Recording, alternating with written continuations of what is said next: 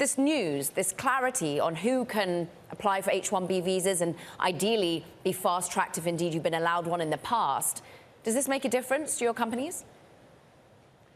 Yeah, I mean, I think more H-1B visas and simplifying the process is certainly going to make it easier for people to hire other immigrants and occasionally for immigrants to start companies as well, yeah. And what was interesting is in the news on the H-1B visa overhaul, some people are calling it, is that entrepreneurs in particular are going to be able to apply if you've got a majority holding in a company that you're building. How much have we seen entrepreneurs, those building within North America, dependent on these sorts of accesses to living in the United States? Well, yeah, I mean, I think if there's more path to being able to start a company, it's going to have more companies started. In particular, I think it's relevant to students that complete their education here, and some of them may in fact be deterred from starting a company without a simplified visa process. There was certainly clarity given for students so that they don't see a hole in their ability to be staying in the United States if they're going to be finding a job or building a business here. We're just looking at the founders that you do indeed back, most of them being immigrant founders. Why focus on that demographic?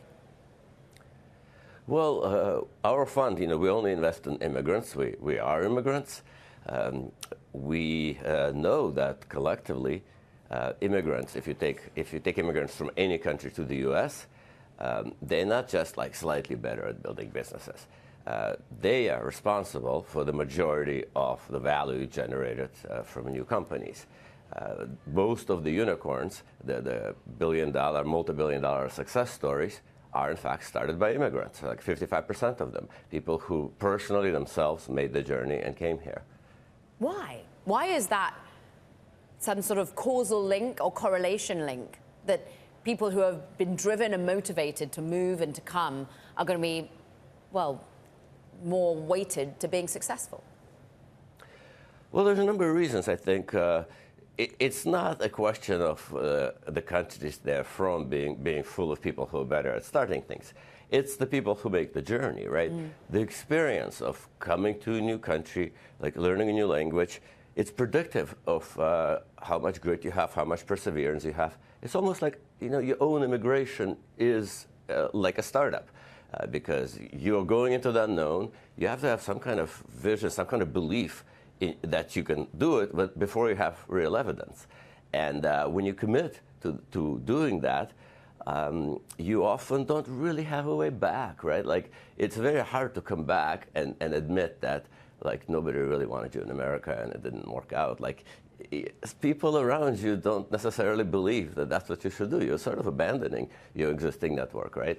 And so the people who've done that and had to survive, right, had to learn the culture, the language, figure everything out from scratch, build a new network, when they've done that once, they're more likely to be able to figure out how to disturb a big business, which, a big company has its own language, right, its own culture in a way, and any startup, in order to win, has to be able to overcome it. So having done it once already on your own immigration, it's more likely that you will get there. And you're not going to give up along the way. You're not going to have as many alternatives. When things get hard, it's not like so easy to get a cushy job, right? Because you don't have the network, right? Semyon, what's interesting, though, is you think about the leaders of the Magnificent Seven, the CEOs, many of them immigrants. Elon Musk himself, who is got the ear of the next elected president, most of the time it feels like himself an immigrant, didn't have to change languages, but certainly came here and built a number of incredibly successful companies. But what does the next administration look like to you? Do we see a pushback against immigration in some way? Well, it's hard for me to tell. I personally believe that all immigrants, even folks without an education, should be generally welcomed, not illegally, right? There should be a path for them to be legal, of course.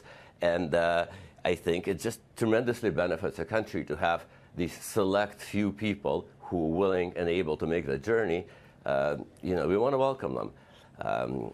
But like I said, there's other reasons why they might do well. Like having another culture, another language, it makes it more likely that you'll figure out some new culture, some new thing.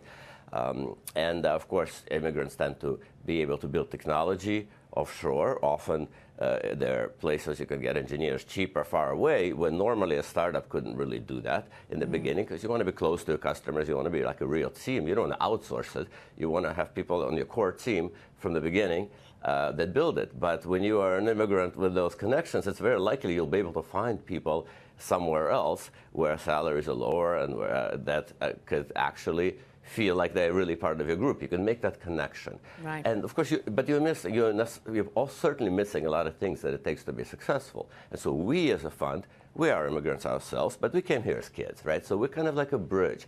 We understand a little bit more about the culture of building a business in America, and we are able to see like these unusual qualities that make someone potentially able to build a really big business, right? That level of ambition and vision and thoughtfulness and perseverance.